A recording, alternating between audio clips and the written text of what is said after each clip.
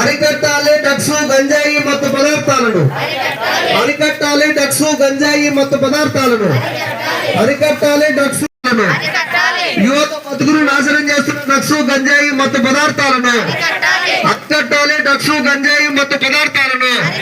ఈ డ్రగ్స్ గంజాయి మత్తు పదార్థాలను సంపూర్ణంగా నిర్మూలించాలి, ఆ రకంగా అరికట్టాలి. అరికట్టాల్సిన బాధ్యతను తీసుకోవాల్సినటువంటి అధికారులు గానీ పాలకులు గానీ నిమ్మకు నీరెత్తినట్లు వ్యవహరిస్తా ఉన్నారు. కాబట్టి వాళ్ళ రకంగా వ్యవహరించడం కారణంగానే ఈరోజు మొత్తం ఈ దేశ దిశానిర్దేశం చేయాల్సినటువంటి యువత బతుకు సంపూర్ణంగా నాశనం అవుతా ఉంది.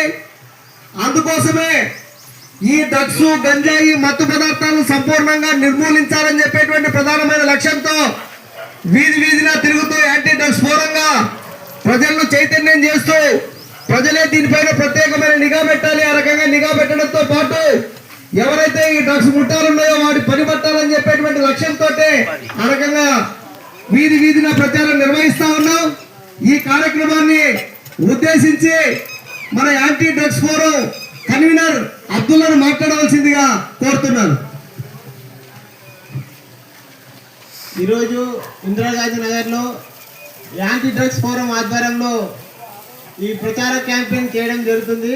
ప్రధానంగా ఈ రోజుల్లో డ్రగ్స్ గంజాయి అనేది చాలా సాధారణమయ్యే పరిస్థితి ఉంది.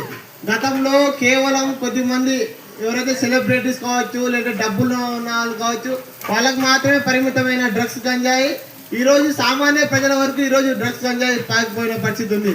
ఎందుకంటే ఈరోజు కేవలం వాళ్ళ వ్యాపారాల కోసము ఈరోజు విద్యార్థులు యువకులు టార్గెట్ చేస్తూ వాళ్ళ భవిష్యత్తును నాశనం చేసే పరిస్థితి ఈరోజు వ్యాపారస్తులు చేసే పరిస్థితి.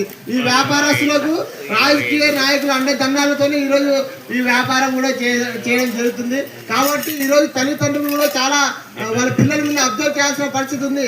ఎందుకంటే తల్లిదండ్రులు కేవలం వాళ్ళ బంగారు భవిష్యత్తు నిర్మించాలంటే వాళ్ళ నడవడిక కూడా ఈరోజు అబ్జర్వ్ చేయాల్సిన పరిస్థితి.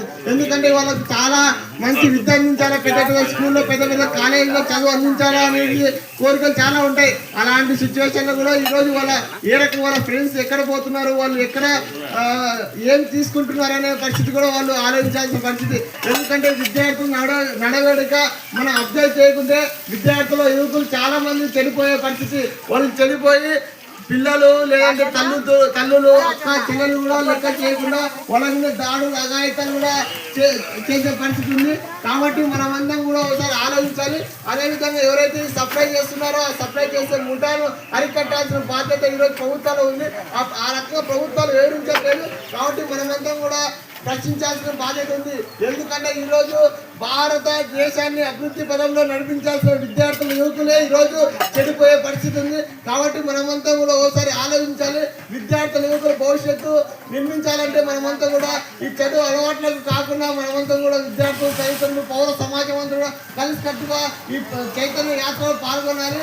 ఈ చైతన్య యాత్ర పాల్గొనే సందర్భంలోనే అందరినీ కూడా ఎడ్యుకేట్ చేసే ప్రయత్నం చేయాలనేసి తెలియజేస్తూ నాకు ఈ అవకాశం ఇచ్చినందుకు ధన్యవాదాలు.